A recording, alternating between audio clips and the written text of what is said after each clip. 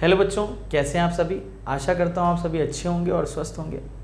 आप सभी का स्वागत है द रेज इंस्टीट्यूट के इस अमेजिंग प्लेटफॉर्म पर, जहाँ पर आपको क्लास 9th से लेकर के 12th तक की सारे सब्जेक्ट्स की videos free of cost available होती है। मैं हूँ हर्षित सिन्हा, आपका केमिस्ट्री एजुकेटर। चलिए क्लास 11th की केमिस्ट्री को हम आगे बढ़ाते हैं, जहाँ पर हम लोग वीडियो को एंड किए थे। ठीक, आज हम लोग पढ़ने वाले हैं बच्चों स्टोइशियोमेट्रिक कैलकुलेशन और स्टोइशियोमेट्री और स्टोइशियोमेट्रिक कैलकुलेशन के बारे में। तो ये स्टोइकियोमेट्री या स्टोइकियोमेट्रिक कैलकुलेशन है क्या? तो बच्चों ये एक ग्रीक वर्ड है। स्टोइकियोमेट्री जो लिखा हुआ है वो एक ग्रीक वर्ड होता है। Stoichiometry is a Greek word. अगर हम इसको स्प्लिट करें दो भागों में तो इसका मीन जो निकल के आता है स्टोइशियन, यानी स्टोइकियन भी बोल सकते हो, स्टोइशियन भी कई लोग बोलते हैं, प्रोनाउंसिएशन का खेल है सारा। तो स्टोइकियन प्लस मेट्री। तो स्टोइकियन का मीन्स होता है एलिमेंट और मेट्री का मीन्स होता है मेजरमेंट या मेजर करना। तो हम एलिमेंट का मेजरमेंट करते हैं इसके अंतर्गत, यानी इसकी कैलकुलेशन में हम क्या करते हैं, एलिमेंट का मेजरमेंट करते हैं। तो ये मेजरमेंट क्या क्या होती हैं? ये उसका अमाउंट हो सकती है, ये उसका वॉल्यूम हो सकती है, उसके मोल्स हो सकते हैं, नंबर ऑफ पार्टिकल्स हो सकते हैं। कब? किसी एलिमेंट के, जब वो किसी केमिकल रिएक्शन में पार्टिसिपेट करता है। तो रिएक्टेंट के भी हो सकते हैं, प्रोडक्ट के भी हो सकते हैं। तो ये चीज़ यहाँ पर हम लोग स्टोइकियोमेट्री का मतलब यही होता है। स्टोइकियोमेट्री मीन्स कैलकुलेशन और measurement of a different elements which involve in a chemical reactions. तो हम लोग यहाँ पर देख लेते हैं क्या है केमिकल, ये डेफिनेशन प्रॉपर वे में। तो चलिए यहाँ पे लिखा है stoichiometry is a word which is derived from, stoichiometry is a word is derived from two Greek words, जो कि दो ग्रीक भाषा के शब्दों से मिलकर के बना है, विच मीन स्टोइकियन और मेट्रॉन। ठीक ना। तो स्टोइकियन और मेट्रॉन का मतलब होता है, स्टोइकियन का मतलब तो होता है एलिमेंट, और मेट्रॉन या मेट्री का जो भी है उसका मतलब होता है मेजरमेंट या मेजर। तो एलिमेंट को मेजर करना, क्या मेजर कर सकते हैं बच्चों भैया? It deals with the calculation of amount यानी mass, volume, moles and number of particles of the reactants and the products involve in a chemical reaction. किसी केमिकल रिएक्शन में ये जो पार्टिसिपेट करने वाले जो सब्सटेंस होते हैं जिन्हें हम रिएक्टेंट करते हैं, जो बनने वाले सब्सटेंस होते हैं जिन्हें हम प्रोडक्ट कहते हैं, इनकी हम स्टोइशियोमेट्री निकालते हैं। ठीक ना, इनकी हम स्टोइकियोमेट्रिक कैलकुलेशन करते हैं। ठीक ना बच्चों, ध्यान से देखिए कैसे कैलकुलेशन करते हैं, क्या यहाँ पे बेसिस होते हैं। तो अगर हम एग्जांपल लें, एक एग्जांपल लेते हैं, तो हम लोग यहाँ पर है ब्यूटेन ऑन कंबशन। ब्यूटेन, अगर स्टेटमेंट हमारे पास लिखिए, butane on combustion gives CO2 and water, यानी कार्बन डाइऑक्साइड एंड वाटर। जब हम ब्यूटेन को कंबस्ट करते हैं, यानी उसको ऑक्सीजन के प्रेजेंस में हम उसकी कंबशन की प्रोसेस कराते हैं, तो वो क्या देता है, वो हमें कार्बन डाइऑक्साइड और वाटर देता है। तो ये क्या होता है, इसको हम लोग, अगर हमको इसकी स्टोइकियोमेट्री कैलकुलेट करनी है तो उसके लिए क्या करना पड़ेगा? सबसे पहले यहाँ पे कुछ स्टेप्स फॉलो होते हैं। तो स्टेप नंबर जो 1 होगा उस पर आप फोकस करेंगे बच्चों। स्टेप नंबर 1 जो है आपके लिए वो है right the skeletal equation. Right the skeletal equation. इसके लिए हमको स्केलेटल इक्वेशन निकालना है। स्केलेटल इक्वेशन मतलब क्या होता है? हमको सिर्फ और सिर्फ ये आप कह सकते हो, ये जो केमिकल रिएक्शन लिखी हुई है स्टेटमेंट के फॉर्म में, इसको हमको इक्वेशन बनाना है। इसको इक्वेशन क्या होता है, केमिकल इक्वेशन क्या होता है? जहां पर हम किसी केमिकल रिएक्शन को सिंबलाइज फॉर्म में लिखते हैं। उसके जो सिंबलाइज फॉर्म क्या हो सकता है, या तो उसका एलिमेंट का जो सिंबल हो सकता है वो, या कोई फॉर्मूला बन रहा होगा तो उसको फॉर्मूला के फॉर्म में लिखना। तो जैसे यहाँ पे ब्यूटेन का जो होता है वो, ब्यूटेन यानी कि हमारे पास ब्यूट यानी 4 कार्बन, तो ये हो जाएगा हमारा C4H10, ये हमारी ब्यूटेन हो गई है। ठीक ना बच्चों। अब ब्यूटेन जो कि गैस होती है, यहाँ पे गैस लिख दीजिए। कंबशन का मतलब होता है O2, तो ये क्या गिव कर रही है हमें, CO2 जो कि गैस है, और वाटर H2। इसका कंबशन यहाँ पर हमें देखने को मिल रहा है।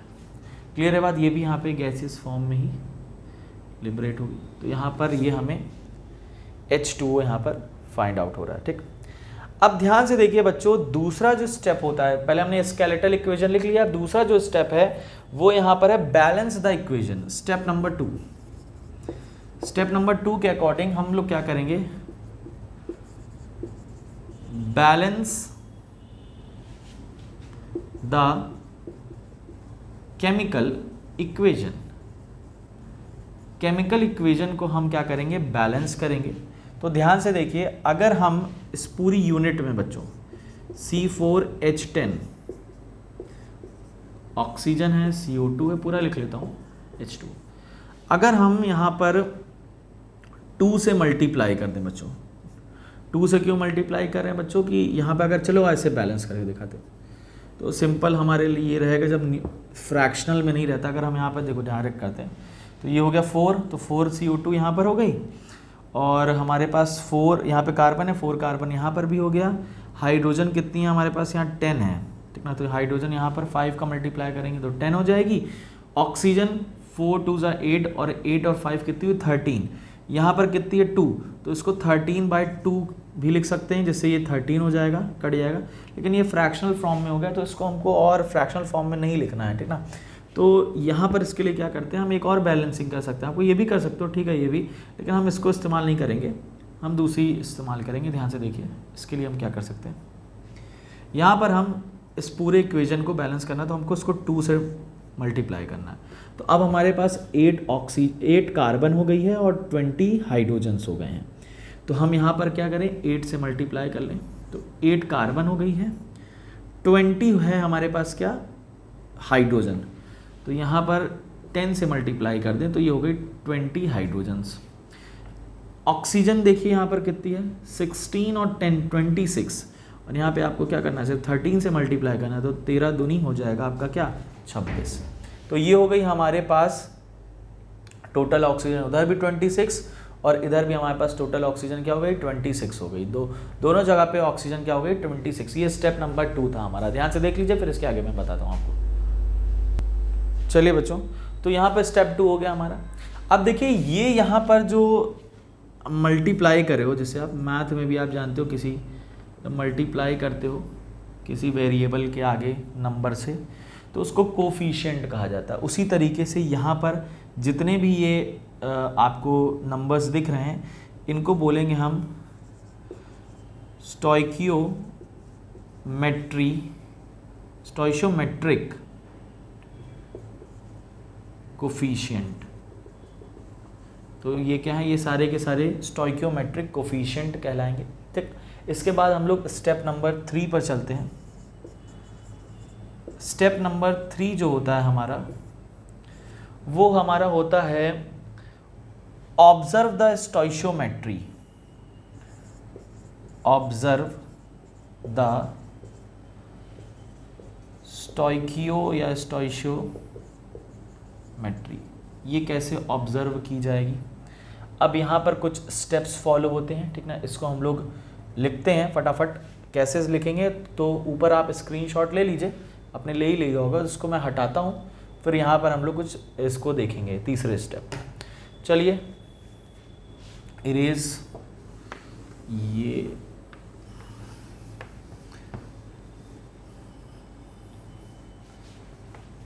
तीसरा स्टेप जो होगा हमारा, उसमें स्टोइशियोमेट्री को कैसे ऑब्जर्व करेंगे। पहले फर्स्ट जो होगा वो आप इसको मोल्स लिख लीजिए। तो मैंने यहाँ पर एक काम मिटा दिया, फिलहाल रिएक्शन में बैलेंस इक्वेशन, क्योंकि स्टेप 2 की हमें मदद लेनी पड़ेगी। तो एक काम करते हैं, मेरे पास वहाँ स्पेस था, चलो मैं ध्यान से उतर गया, चलो कोई बात नहीं, मैं फिर से लिख देता हूँ बैलेंस इक्वेशन आपके पास। तो बैलेंस इक्वेशन यहाँ पर मैं लिख देता हूँ, C4H10O2 gives CO2 plus H2O। तो ये था आपके पास 2, ये 13, ये है आपकी 8 और ये है 10। तो ध्यान से देखिए, इसी को हमको आपको स्टेप 2 को देखना है और ध्यान से अपनी स्टोइशियोमेट्री को लिख लेना है। पहला हम मोल्स के फॉर्म में लिखेंगे, तो हम इस कोफिशिएंट को मोल्स मान लेंगे। तो हम लोग क्या लिख सकते हैं, when 2 moles butane reacts with 13 moles of oxygen, it gives 8 moles of carbon dioxide and 10 moles of H2O। तो ये हो गया हमारा मोल्स के फॉर्म में स्टोइशियोमेट्रिक कैलकुलेशन, ठीक ना। भाई कैलकुलेशन है मोल्स के फॉर्म में लिख लिया इसको, ठीक ना। क्लियर है बात, ध्यान से देखिए। इसके बाद सेकंड जो होता है दूसरा, हम इसका अमाउंट या मास कैलकुलेट कर लेते हैं। तो यहाँ पर देखिए आपके पास ब्यूटेन कही जा रही है, तो ब्यूटेन में आप अगर इस ब्यूटेन का मास निकालोगे तो ये है C4H10 बच्चों। कार्बन का हो जाएगा 48 और हाइड्रोजन का 10, ओवरऑल ये आना चाहिए 58, लेकिन हम उसमें 2 का मल्टीप्लाई करेंगे। तो 58 इंटू 2 करोगे तो 116 आएगा। तो यहाँ पर ये जो अमाउंट है वो आपका आ जाएगा 116 ग्राम, यानी कि 116। तो हम क्या लिख सकते हैं, 116 ग्राम। अब ऑक्सीजन के साथ भी सेम कैलकुलेशन कर लीजिए। तो ऑक्सीजन में आप करोगे क्या, ऑक्सीजन है ना, तो ऑक्सीजन का होता है 16 और ये हो गया 32, 16 दूनी 32, और 32 में आप 13 का मल्टीप्लाई करोगे तो ये हो जाएगा 13 दूनी 26 और 13 तिया 39। तो यहाँ कर लेते हैं फिलहाल ये आएगा हमारे पास, 13 का मल्टीप्लाई करोगे तो ये हो जाएगा 3 दूनी 6, 9, 2 और 3, 6, 11, 416। तो दिस इज़ 416 ग्राम्स। तो यहाँ पर मैं लिख देता हूँ, ये हो जाता है 416 ग्राम्स। और उसके बाद मैं यहाँ पे कैलकुलेशन करके रखी हुई है। तो CO2 का होता है 44, CO2 का होता है 44, आप जानते हो, उसमें 8 का मल्टीप्लाई करोगे तो ये आएगा आपके पास 44 इंटू 8, ये हो जाएगा 352 ग्राम्स, प्लस उसके बाद आपका H2O। तो एक हाइड्रोजन का होता है, मतलब H2O यानी मॉलिक्यूल का होता है 18, और 10 का गुणा करोगे तो 180 आएगा। तो 180 ग्राम। तो ये हो गया हमारा किसका, स्टोइशियोमेट्री इन मासेस, यानी मास के फॉर्म में मैंने लिख लिया। क्लियर है बात ना। ये हो गया हमारा। तीसरा जो कैलकुलेशन होता है बच्चों, वो आप कर सकते हो नंबर ऑफ पार्टिकल्स के फॉर्म में। कैसे, आप जानते हो 1 मोल्स इज इक्वल टू होता है 6.022 इंटू 10 की पावर 23 पार्टिकल्स। तो इस फॉर्म में भी हम इसको क्या कर सकते हैं, लिख सकते हैं। जैसे आप देख रहे हो यहाँ पे 2 मोल है, 13 मोल है, 8 मोल है, 10 मोल्स है, और इस पूरी नंबर्स को हम कहते हैं एवोगैड्रोज नंबर, Na से रिप्रेजेंट करते हैं। तो ठीक है, मोल्स निकालना है, क्या सिंपल है। तो 2 into Avogadro's number plus 13 into Avogadro's number gives 8 into Avogadro's number plus 10 into Avogadro's number. ये हमारा टोटल क्या हो जाएगा, आपके नंबर ऑफ पार्टिकल्स यहां पर निकल के आ जाएंगे। 6.022 इंटू 10 की पावर 23 से 2 का मल्टीप्लाई, 6.022 इंटू 10 की पावर 23 से 13 का मल्टीप्लाई, फिर इसी तरीके से 8 का मल्टीप्लाई और 10 का मल्टीप्लाई करोगे तो जो वैल्यू आएगी वो आपकी क्या होगी, एक तरीके से स्टोइशियोमेट्री कहलाएगी इन नंबर ऑफ पार्टिकल्स के फॉर्म में। क्लियर है बात ना। क्लियर है, ध्यान से देख लीजिए बच्चों, ध्यान से देख लीजिए, अंडरस्टैंडिंग बढ़ाते रहिए, चीज़ें क्लियर होती रहेंगी। और फोर्थ और लास्ट जो आपको स्टोइकियोमेट्री लिखनी है वो लिखनी है आपको वॉल्यूम के फॉर्म में। तो हम जानते हैं 1 मोल में हम लोग को पता है कि कितने लीटर होते हैं, जल्दी बताइए। 22.4 लीटर। कितने होते हैं, 22.4 लीटर। तो यहाँ लिख लीजिए 22.4 लीटर। तो अब इसी तरह आपको क्या करना है, मल्टीप्लाई करना है। मैं यहाँ पे इरेज करता हूँ चीज़ों को, देखिए। चलिए, तो आप 22.4 इंटू 2 कर लीजिएगा, ये लीटर में आएगा, plus 13 into 22.4 litre gives 8 into 22.4 litre plus 10 into 22.4 litres. तो ये हमारी चारों क्या हो गई, स्टोइकियोमेट्री हो गई। स्टोइकियोमेट्री को ऐसे ऑब्जर्व किया जाता है, मोल्स के फॉर्म में लिख सकते हो, ग्राम्स के फॉर्म में यानी कि अमाउंट लिख सकते हो उसका मास, और ये पार्टिकल्स के फॉर्म में लिख सकते हो, और ये हो गया उसके लीटर के फॉर्म यानी वॉल्यूम के फॉर्म में। क्लियर है बच्चों? ध्यान से देख लीजिए, ध्यान से देख लीजिए, स्क्रीनशॉट ले लीजिए। तो इसके बाद एक क्वेश्चन कराते हैं आपको इसी के बेसिस पर। चलिए बच्चों क्वेश्चन लेते हैं। क्वेश्चन क्या है, बहुत ही फेमस एक गैस होती है, वेल्डिंग गैस जिसे कहते हैं, उसी के बेसिस पर क्वेश्चन है। क्या है? Calcium carbide reacts with water to form acetylene gas, जो कि एक वेल्डिंग गैस होती है, and calcium hydroxide to react with 2 moles of calcium carbide. यहाँ पर हम लोग कैल्शियम कार्बाइड वाटर के साथ रिएक्ट करके दो चीज़ें बना रहा है, एक एसिटाइलिन गैस बना रहा है और कैल्शियम हाइड्रोक्साइड बना रहा है। तो हमसे क्वेश्चन कह रहा है, यहाँ पर देखिए क्वेश्चन जो है वो यहाँ पर एरर है। तो हमसे बोला find the number of water, find the number of moles of water. यहाँ पे लिख सकते हैं एक चीज़, एरर यहाँ पे लिख सकता हूँ। इसमें क्या है क्वेश्चन में, find the number of moles of water required to react with 2 moles क्या था, 2 moles of calcium carbide, of calcium, ये है हमारा को। चलिए ध्यान से देखते हैं। तो यहाँ पर कैल्शियम कार्बाइड को जब हम वाटर के साथ रिएक्ट करवाते हैं तो एसिटाइलिन गैस निकलती है और कैल्शियम हाइड्रोक्साइड। चलिए आइए इसको पहले, सबसे पहला काम क्या होता है, हम स्केलेटल फार्मूला लिखते हैं, फिर बैलेंस करते हैं। तो एक दोनों एक साथ ही कर लेंगे, ठीक ना।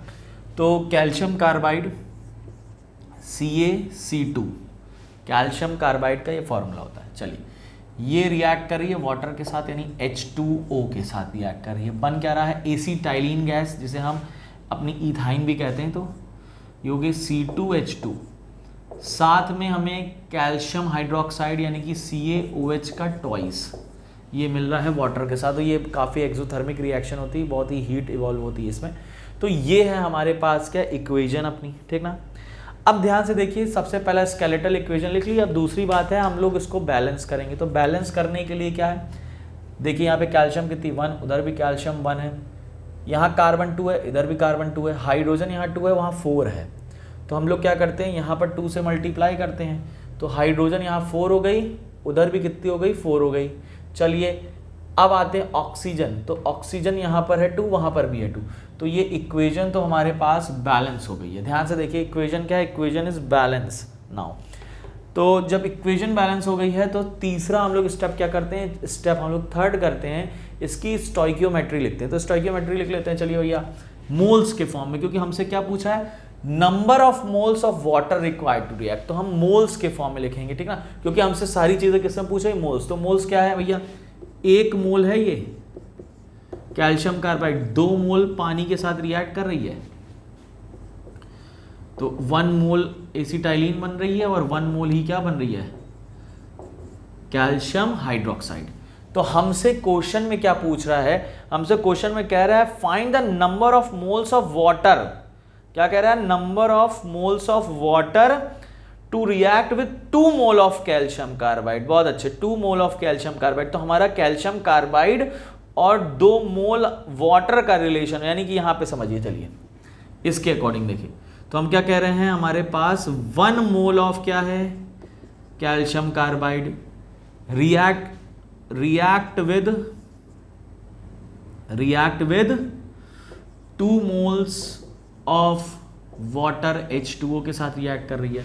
ये है हमारा क्या, अकॉर्डिंग टू स्टोइकियोमेट्री। तो हमसे पूछा क्या कह रहा है, हमसे पूछा जा रहा है कि number of moles of water पूछे जा रहे हैं to react with 2 moles of, यानी 2 moles of calcium carbide react X moles of water के साथ करेगी। तो इसका क्रॉस मल्टीप्लिकेशन कर लीजिए, तो ये हो जाएगा X इज इक्वल टू 2 × 2, यानी कि हमारे हो जाएगा 4। तो 4 मोल्स के साथ वो रिएक्ट करी। आप ऐसे भी पता कर सकते थे, 1 जब 2 के साथ कर रही तो 2 4 के साथ करेगी, यानी कि जस्ट डबल का यहाँ पर डिफरेंस आ रहा था। क्लियर है बात बच्चों? ध्यान से देख लीजिए, ध्यान से देख लीजिए क्वेश्चन को, ध्यान से देख लीजिए। क्लियर है? चलिए, इसी के साथ बच्चों हम लोग आज की वीडियो को क्या करते हैं, यहीं ख़त्म करते हैं। यानी आज हम लोग ने सिर्फ स्टोइकियोमेट्री और स्टोइकियोमेट्रिक कैलकुलेशंस के बारे में देख लिया। नेक्स्ट वीडियो जो होगी वो बहुत इंपॉर्टेंट होने वाली है, वो भी लिमिटिंग रीएजेंट पे होने वाली है। इसलिए हम लोग सेपरेट टॉपिक बनाते हुए चलें, जिससे आपको पढ़ने में क्या हो, आसानी हो। शॉर्ट वीडियो बने, क्योंकि शॉर्ट वीडियो लोग ज़्यादा देखना पसंद करते हैं रादर देन लंबी वीडियो के। तो हम लोग आज के लिए इतना ही करते हैं, मिलते हैं अपनी नेक्स्ट वीडियो में जहाँ हम इसके आगे की बात करेंगे। थैंक यू बच्चों, बाय बाय, जय हिंद।